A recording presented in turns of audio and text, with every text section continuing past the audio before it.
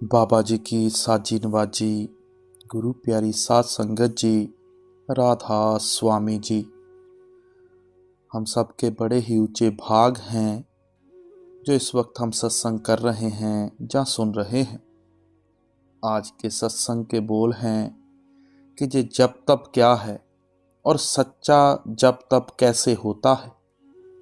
बड़ा ही विचार जोग सत्संग है और मैं चाहता हूं कि ये सत्संग बीच में छोड़कर आप ना जाएं, नहीं तो कलयुग का प्रभाव अपने पर क्या चल रहा है हमें नहीं पता चलेगा। मनुष्य जीवन बड़े भाग्य से मिलता है, इसे पाकर हमें उस मार्ग पर चलना चाहिए और वह कार्य करना चाहिए जिसका संत महात्मा उपदेश देते हैं। मनुष्य जन्म दुर्लभ है, बार बार हाथ नहीं आता। अगर जय एक बार हाथ से निकल गया तो बाद में बहुत पछताना पड़ेगा। कबीर साहब कहते हैं, कबीर मानस जन्म दुलंभ है, होए ना बारो बार, जूं बन फल पाके भुई गिरे, बहर ना लागे डार। गुरु अमरदास जी भी यही कहते हैं, पौड़ी छुड़की फिर हाथ ना आवे, अहला जन्म गवाया। गुरु अर्जन देव जी भी यही कहते हैं, इस पौड़ी ते जो नर चूके, सो आए जाए दुख पाएदा। अब आप देखें, कबीर साहब, गुरु अमरदास और गुरु अर्जन देव जी एक ही बात को अपने अपने अंदाज में कह रहे हैं। बात समझने की है कि ये मनुष्य जन्म कितना दुर्लभ है। अनंत काल बीतने के बाद जय मनुष्य जन्म की दौलत मिलती है। अगर जय अवसर हमारे हाथ से निकल गया तो फिर मनुष्य जन्म कब मिलेगा।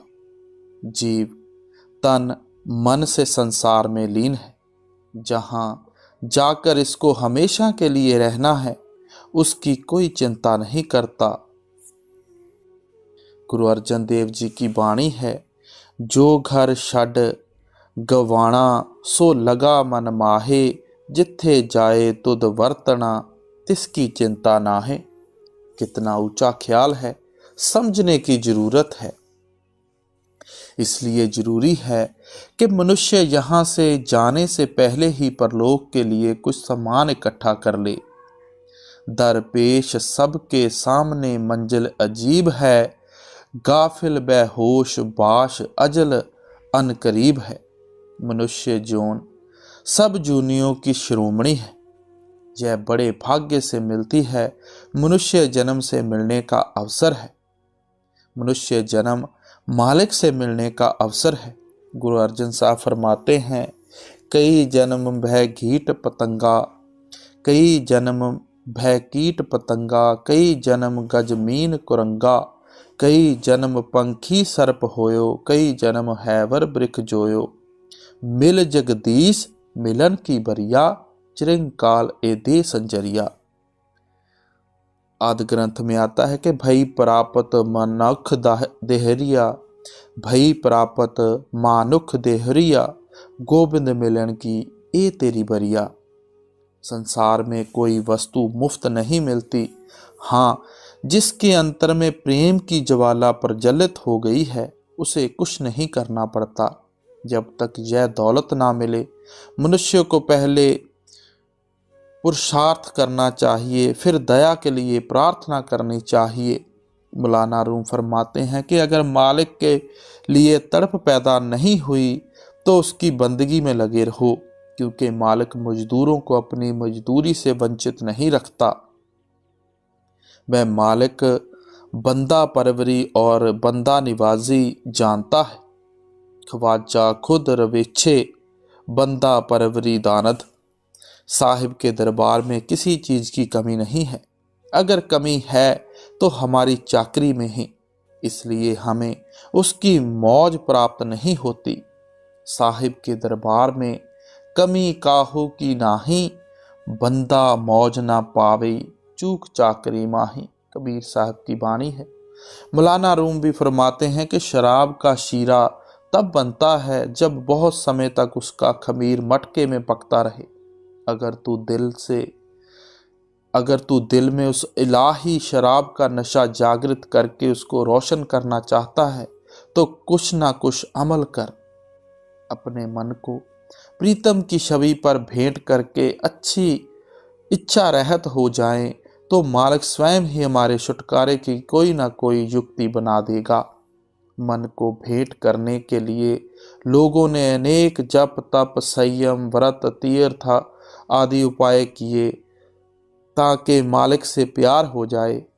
अपने आप को सच्चे हृदय से भगवान को अर्पण कर देने से दया और मेहर का पुंज कृपालु प्रभु स्वयं ही जीव के उद्धार का साधन बना देता है। ये जप तप क्या हैं और किस प्रकार साधे जा सकते हैं, इन पर विस्तार पूर्वक विचार करते हैं। जप जप का अर्थ है बार बार पढ़ना या दोहराना। इसमें सब प्रकार के मंत्रों की सिद्धि आ जाती है और साथ ही वह कर्म भी आते हैं जिनके द्वारा मंत्र सिद्धि की जाती है। इसको पुरुष चरण कहते हैं। इसके 5 अंग हैं: जप, होम, तर्पण, अभिषेक और ब्रह्मभोज। शास्त्रों में कामनाओं की पूर्ति के लिए अनेक जपों का उल्लेख किया गया है। ये कई प्रकार से किए जाते हैं। एक तो किसी मंत्र को दूसरे मंत्र के आदि और अंत में पढ़ना होता है, जैसे ओम राम ओम, इसको सुपुष्ट करते हैं। दूसरे मंत्र का सीधा पाठ करना, जैसे ओम नमो भगवते वासुदेवाय, जिसका अनुलोम कहकर वर्णन करते हैं। तीसरे उल्ट क्रम से जप करना है, जैसे वासुदेवाय भगवते नमो ओम, इसको विलोम कहते हैं। इस तरह कई प्रकार के जप किए जाते हैं जिनके अलग अलग फलों का वर्णन किया गया है। इसके साथ भैरव, काली, लक्ष्मी, हनुमान आदि देवताओं के मंत्रों का जाप करने से अनेक शक्तियों की प्राप्ति होने का उल्लेख है। इन जपों को भैरव कवच, काल कवच, दुर्गा कवच आदि कहा जाता है। इन मंत्रों से शरीर की रक्षा होनी मानी गई है। जिस प्रकार शास्त्रों ने आघात से शरीर की रक्षा कवच के द्वारा होती है, पर गुरबाणी में सर्वव्यापी मालिक के नाम को भक्तों का कवच कहा गया है। गुरु अर्जन देव जी कहते हैं, राम कवच दास का सना, दूत दुष्ट तिस्पोत ना। एक जगह फिर गुरु अर्जन देव जी अपनी वाणी में लिखते हैं, चौगिर्द हमारे राम कार, दुख लागे ना भाई। नाम रूपी रतन का लाभ प्राप्त करना जप का सार है। चारों वेदों के तत्व का निचोड़ भी यही है कि सब क्षेम और कल्याण का खजाना राम नाम है, जो सब जपों का सार है। लाहा नाम रतन जप सार, गुरु नानक देव जी ने अपनी वाणी में कहा है। इसलिए गुरुवाणी में इस अमर कर देने वाले नाम को जपने का उपदेश है। अमृत नाम जपो जप रसना, अमोल दास कर लीनो अपना। सच्चे नाम का जप क्या है? ये जप मालिक स्वयं ही है और वह स्वयं ही जपने और जपने वाला है, जपाने वाला भी है। जय जप अमृत और रस का रूप है। आपे नाव जपाए दा प्यारा, आपे ही जप जापे, आपे अमृत आप है प्यारा, आपे ही रस आपे। गोविंद के नाम का जप सब सुखों का सार है। उसका सिमरन करना ही पूर्ण विचार है और ऐसा करने से मनुष्य का जीवन सफल होता है। उसके अमृत रस का पान करके मन तृप्त हो जाता है और अमर जीवन की प्राप्ति होती है। उद्यम करत आनंद भया, सिमरत सुखसार, जप जप नाम गोविंद का पूर्ण विचार। गुरु अर्जन देव जी भी यही कहते हैं, जीवन सफल जीवन सुन हर जप, जप सद जीवना, पीवना जित मन अघावे, नाम अमृत रस पीवना। जिस पर वह मालिक स्वयं कृपा करता है वही हरि के जप को जपता है। जिसनु कृपा करे सो ध्यावे, नित हर जप जापे, जप हर सुख पावे। गुरबाणी कहती है कि सब धामों में श्रेष्ठ धर्म और निर्मल कर्म यही है कि हरि का नाम जपा जाए। सर्व धर्म में श्रेष्ठ धर्म, हर को नाम जप निर्मल कर्म। वह मालिक अगम और अगाध है, जीव नादान और उसका जप करने में असमर्थ है। जप तप संचम इसते किश नाही, आद अंत प्रभ अगम अगाही। असली जप वही है जो प्रभु को भाए, वही पूर्ण ज्ञान है। सोई जप जो प्रभ जियो भावे, भाणे पूर ज्ञाना जियो। हर का भजन और जप पूरे गुरु की संगत से ही प्राप्त होता है। प्रभु कृपा करे तभी सतगुर के द्वारा जीव सदा हरि के गुण गाता है और इस नियम का पालन कर सकता है। हर हर भजन पूरे गुरु संग, जप तरिए नानक नाम हर रंग। अब जप को समझने के बाद तप की बारी आती है। तप क्या है? तप का अर्थ है शारीरिक या मानसिक दुख सहने की क्रिया, अहम भाव के निवारण का कोई साधन। इसको फारसी में रियाजत कहते हैं। जंगलों में रहकर कंदमूल पर गुजारा करना, आग में बैठना, पंच अगन का तापना, भाव चारों ओर धूनी जलाकर उसके बीच में बैठना, और पांचवीं ऊपर सूरज की गर्मी, लोहे की कीलें गाड़कर ऊपर विछौना करना, खड़े होकर और बाहें ऊंची रखकर तप करना, पानी में बैठना आदि शारीरिक या मानसिक दुख सहना।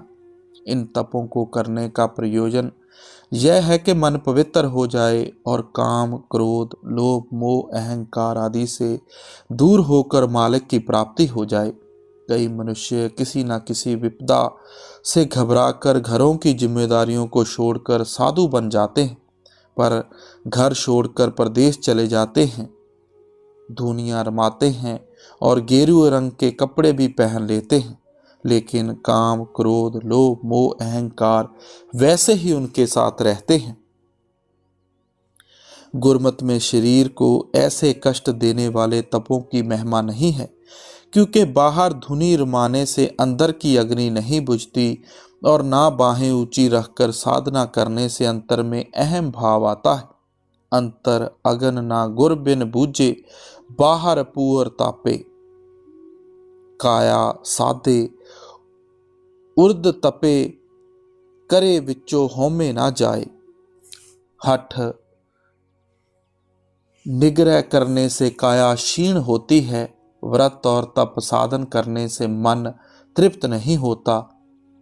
शेख फरीद फरमाते हैं, तन तपे तनूर जूं बालन हड बाले, पैरी थका सिर जुला जे मुंह पेरी मिलन।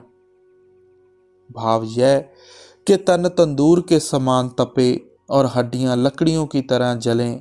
अगर पैरों से चलकर थक जाऊं तो मैं सर के बल चलूं, ताकि मेरा प्रीतम मुझे मिल जाए। गुरु नानक साहब इस पर अपने विचार प्रकट करते हैं। तन को तंदूर के समान तपाने की जरूरत नहीं और ना ही हड्डियों को जलाने की जरूरत है। वह मालिक तो अंदर है। अपनी वृत्ति को अंतर्मुख करो। सर और पैरों ने तेरा क्या बिगाड़ा है? तन ना तपाए तनूर ज्यों बालन, हड ना बाल, सिर पैरी किया फेड़िया, अंदर पिरी समाल। अगर शरीर को कष्ट दिए बिना ही काम बन जाए तो शारीरिक कष्ट उठाने की क्या जरूरत है? कबीर साहब फरमाते हैं कि ज्ञान ध्यान की गड्डी पहनो और काया की धूनी रमाकर दृष्टि की अग्नि जलाओ। उस परम पिता परमात्मा का प्रेम हृदय में धारण करके अखंड समाधि लगाओ। वह राम नाम ही संपूर्ण जोग है, जिससे यह शरीर और प्राण बने हैं। अगर मालिक कृपा करे तो सच्चे द्वैत की प्राप्ति होती है। गुरबाणी बताती है कि वह असली तप कौन सा है जिसके द्वारा जन्म मरण का चक्कर मिट जाता है और जीव मालिक के दर पर सार्थक हो जाता है। सब तपों से श्रेष्ठ तप गुरु की सेवा है। जिसके द्वारा हरि मन में बस जाता है, जो सब दुखों का नाश करने वाला है। इस प्रकार जीव उस सच्चे के दर पर सार्थक होता है। गुर सेवा तपा सिर तपसार, हर जियो मन वसे, सब दुख विसारण हार, दर साचे दीसे सच्चियार। गुरु अमरदास जी की वाणी है। गुरबाणी कहती है कि सच्चा तपस्वी वह है जिसको साधु संग प्राप्त हो। सो तपसी जिस साध संगत, सद ध्यानी जिस गुरु रंग। जो कोई मन और इंद्रियों को विषय विकारों से हटाकर गुरु की सेवा में लगता है, वह सच्चा तपस्वी है। पर अगर वह मन से झूठा है, सदा झूठ ही झूठ बोलता है, माया के पीछे भटकता फिरता है, अपने आप को तपस्वी कहलाता है और पखंड कर रहा है, सारे तीर्थों की यात्रा भी कर ली पर मन इंद्रियों को वश में नहीं किया, तो उसको परमार्थ की कुछ भी प्राप्ति नहीं होगी और उसका कल्याण कभी नहीं हो सकता।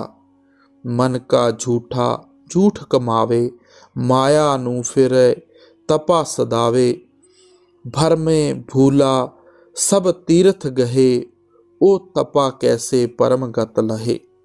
अगर वह सच्चे हृदय से नीयत साफ करके गुरु की दया का पात्र बनकर सच को धारण करता है, तो ऐसा तपस्वी बाहरमुखी ब्राह्मण को छोड़कर अंतर्मुख अपूर्व रस को पाकर मुक्ति प्राप्त कर लेता है।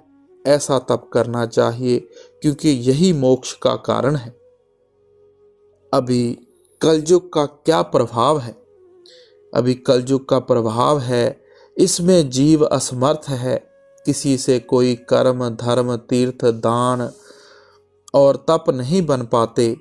एक उल्टी हवा चली हुई है। जो कोई नाम की ओर लगता है वह बदनामी पाता है। जो लोग पखंड करते हैं और आडंबर रचते हैं वे बड़े अच्छे समझे जाते हैं। गुरु नानक देव जी ने अपनी वाणी में जैसे कहा है, किते देश न आया सुनिए, तीर्थ पास न बैठा, दाता दान करे तह नाही, महल उसार न बैठा, जे को सत करे सो सीजे, तप घर तप ना होई, जो को नाव ले बदनामी, कल के लखन यही। सब संसार द्वैत भाव में चल रहा है। मन की चंचलता का जोर होने से किसी से कोई जप तप व्रत और पूजा नहीं बन सकती और जीव नाम को भूलकर अपने लोक परलोक को बिगाड़ लेते हैं। किया जप किया तप किया व्रत पूजा, जाके हृदय भाव है दूजा। गुरु अमरदास जी कहते हैं, नानक नावो थुधिया, हलत पलत सब जाए, जब तब संजम सब हिर लिया, मुठी दूजे भाई। कि जब तक जीव को सतगुर से पूर्ण युक्ति प्राप्त नहीं होती और जब तक उसको भाव और भक्ति नहीं मिलती, जीव के सब जप तप संयम व्रत और स्नान व्यर्थ चले जाते हैं। अब बात यह है कि जो आत्मा भय और भाव का श्रृंगार करती है वह हमेशा अपने प्रीतम का सुख का अनुभव करती है। यह श्रृंगार किस प्रकार बनता है?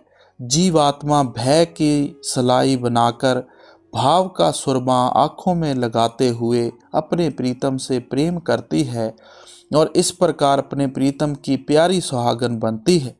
कहत नानक भय भाव का करे सिगार, सद ही से जे रवे भुगार। आत्मा भय का श्रृंगार करके भाव के तांबुल के रस को चूसकर तन मन कंत को सौंप दे, तब उस कंत से अभेद हो सकती है। कबीर साहब फरमाते हैं कि अगर किसी को ऐसी भाव भक्ति का कुछ अंश मिला हो तो उसका मालिक से मिलना कोई आश्चर्यजनक बात नहीं।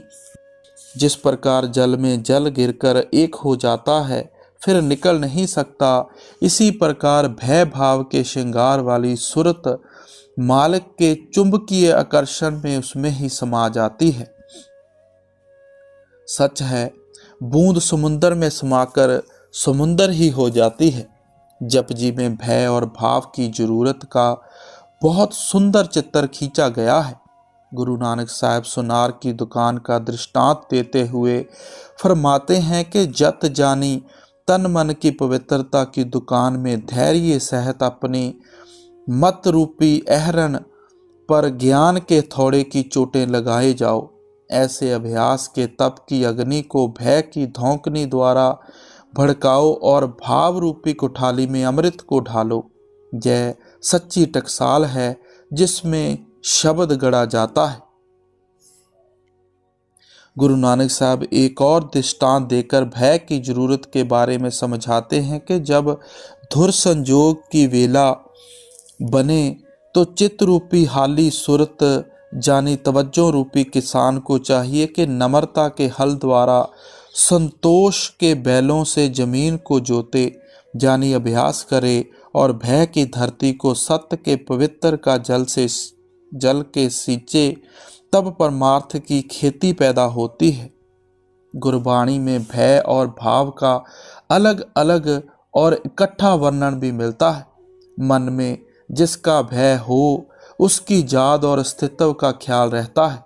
सो मन में किसी अलौकिक सुंदरता और आकर्षण वाले व्यक्ति का भय आ जाए तो उसकी लगातार दिल को खींचने वाली याद अंतर में बस जाती है और इस प्रकार भयपूर्ण प्रीत उत्पन्न हो जाती है जिसको भाव कहते हैं। इसलिए मन में भय है उसके अंदर भाव भी उत्पन्न हो जाता है। नानक जिन मन भाव तिन मन भाव। गुरु अमरदास जी फरमाते हैं कि भय के बिना भक्ति नहीं होती, भक्ति का आधार भाव है। कलयुग में बाहरी जप तप करने से जीव का कल्याण नहीं हो सकता। जप तप संयम व्रत पूजा आदि करने से मनमुख का अहम भाव रूपी रोग दूर नहीं हो सकता। वह मन की चतुराइयों और मन के घने जंगल में भटकता रहता है और उसे इनसे निकलने का कोई मार्ग नहीं मिलता। जप तप संयम व्रत करे, पूजा मनमुख रोग ना जाई, अंतर रोग महा अभिमाना दूजे भाए खुआई। सब जप तप सब जप सब तप सब चतुराई, उजड़ भर में राह ना पाई। कलयुग में नाम के सिवाय और कोई कर्म धर्म कल्याणकारी नहीं। कलयुग कर्म धर्म नहीं कोई, नाम बिना उधार ना होई। विषयों का विष बुरी तरह से फैला हुआ है। तपस्वी अपने तप में और पंडित लोभ में फंसकर हरि से दूर हैं। तप करे तपसी भुलाए, पंडित मोहे लोभ सभाए। बिख बिखिया पसरियत घनी, उबरे जप जप हर गुनी।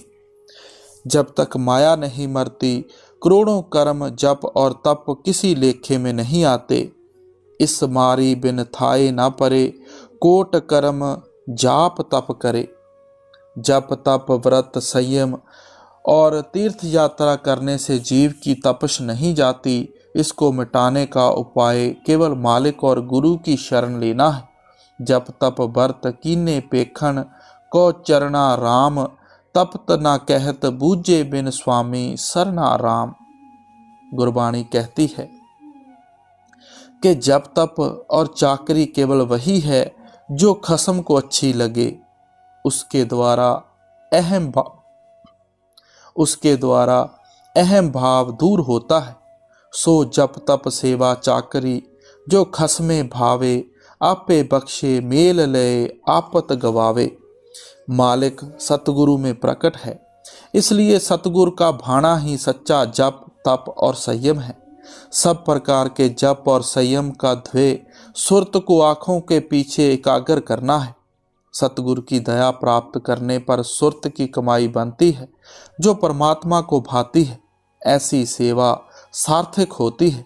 जप तप संयम भाणा सतगुर का कर्मी पले पाए, नानक सेवा सुरत कमावणी, जो हर भावे सो थाए पाए।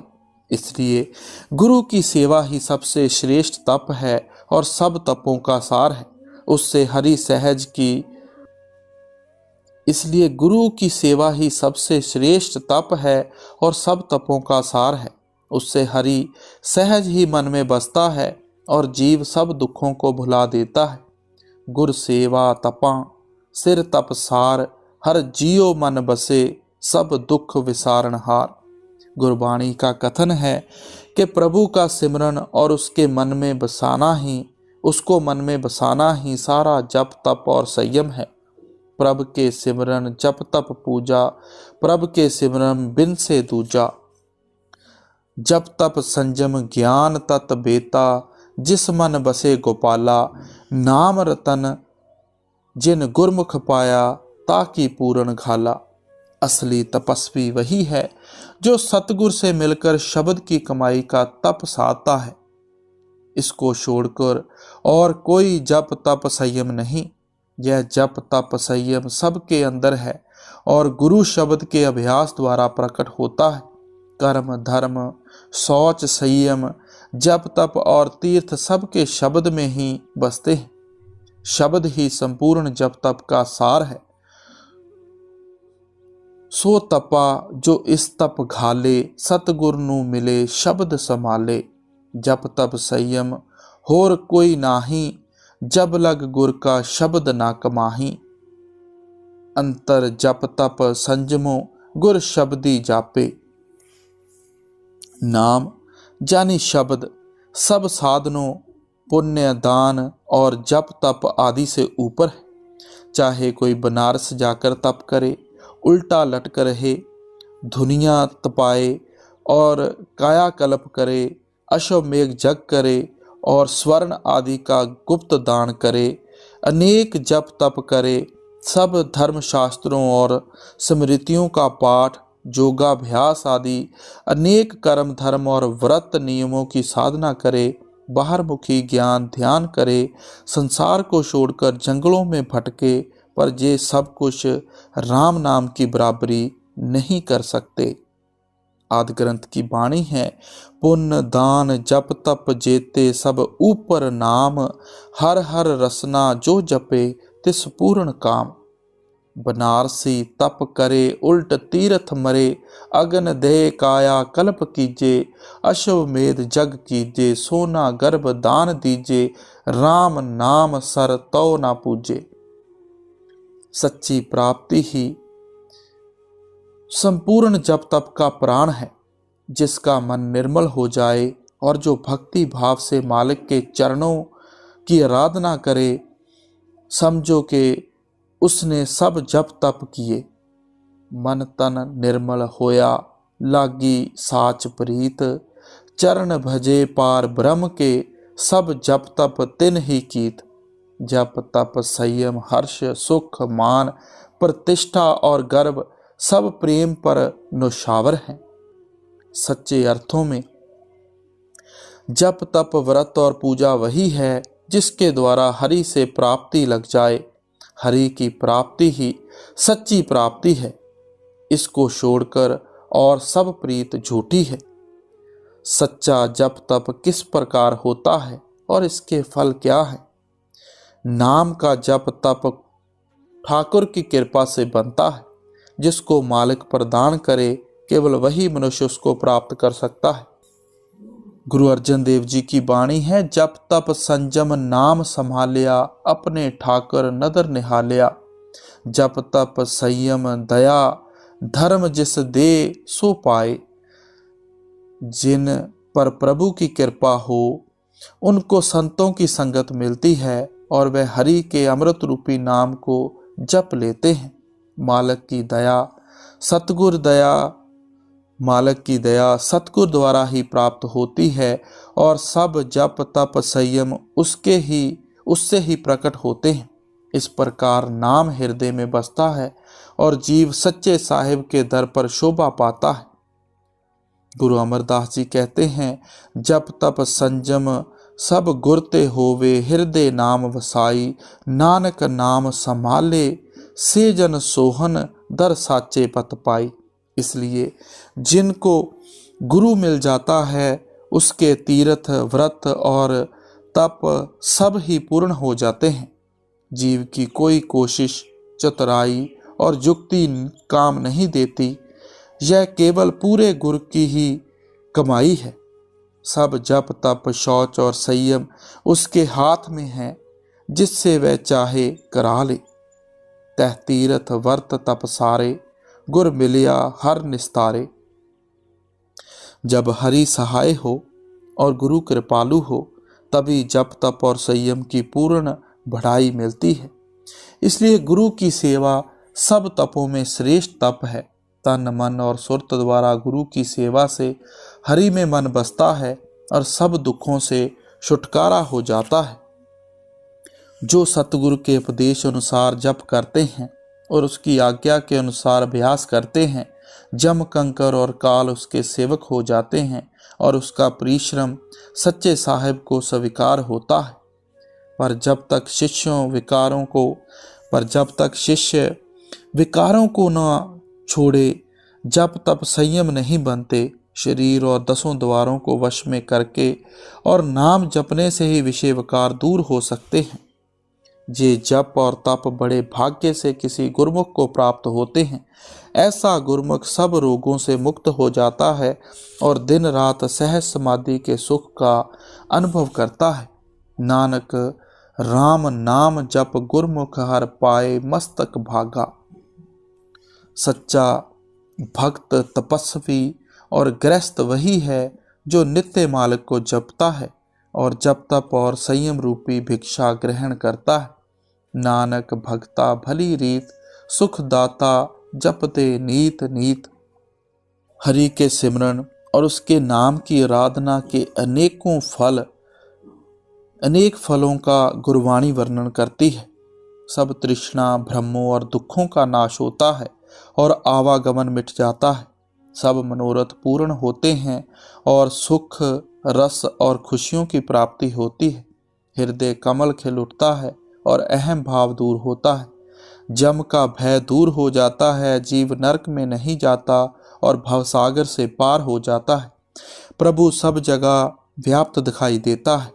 उसको जपने से जीव उसका ही रूप हो जाता है और मालिक की भक्ति और नाम में समा जाता है। अमर जीवन मिलता है और अंतर में प्रकाश हो जाता है। मनुष्य खुद भी पार हो जाता है और अन्य साथियों को भी पार ले जाता है। वह पांचों डाकुओं की मार से बच जाता है और उसे सहज अवस्था की प्राप्ति हो जाती है। मालिक के दर पर मुख उज्जवल हो जाता है। गुरु को जपना हरि को जपना है, इसलिए गुरु को नित्य जपने के फलों का भी गुरबाणी वर्णन करती है। अब हमें क्या करना है? हमारे जीवन का उद्देश्य मालिक को देखना है, उसका सिमरन और उसी का ध्यान करना है। पर उसको हमने कभी देखा नहीं। जिसको देखा नहीं उसका ध्यान कैसे हो सकता है? बिन पेखे कहो कैसो ध्यान। जिसका हमें ध्यान करना है वह खंडों ब्रह्मंडों के पार है। जब हमने मालिक को देखा ही नहीं तो किसका ध्यान करें?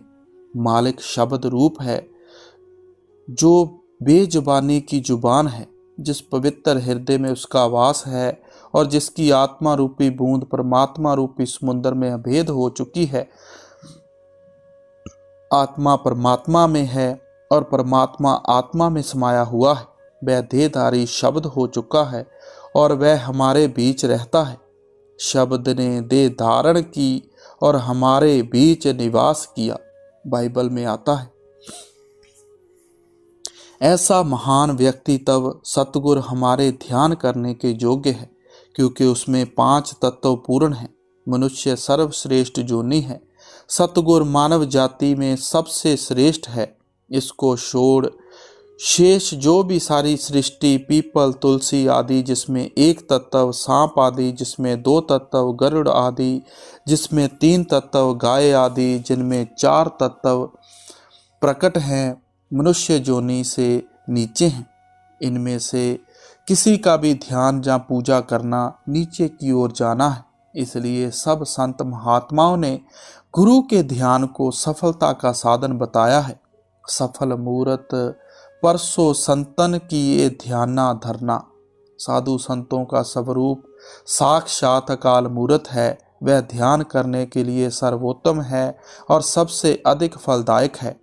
सतगुरु में सत्य का जहूर है। वह सत्य का स्वरूप है, इसलिए उसको ध्यान का मूल समझो। साधु संतों की देह का वह दर्पण है जिसमें मालिक की झलक दिखाई देती है। मालिक अलग है, जो उसको देखना चाहे वह उसे संतों में ही देख सकता है। गुरु अमरदास जी ने यहाँ तक फरमाया है कि जो लोग गुरु की पूजा और सेवा करते हैं वे मेरे हरि प्रभु को भाते हैं। हरि की सेवा सतगुरु की पूजा है। वह अपनी कृपा द्वारा ऐसे जीवों को भवसागर से पार कर देता है।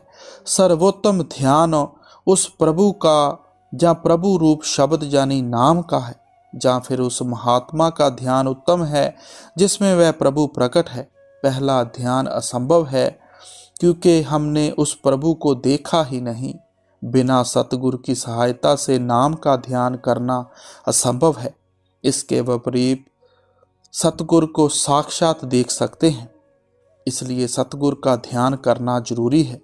जब तक सिमरन द्वारा अंतर में गुरुदेव का नूरी स्वरूप प्रकट नहीं होता तब तक हमें बाहरी स्वरूप का ध्यान की जरूरत पड़ती है। गुरु का यह नूरी स्वरूप शिष्य को खंडों ब्रह्मांडों पर ले जाता है। उसके ऊपरी मंडलों पर बहुत शान और प्रतिष्ठा है। वह सबका स्वामी है। उसका प्रकाश सूक्ष्म देशों में दूर दूर तक जाता है। जब तक गुरु स्थूल शरीर में बैठा है वह नहीं कहता कि मैं गुरु हूँ, और ना ही वह कहता है कि मेरा ध्यान करो। शीशे की सतह निर्मल होती है।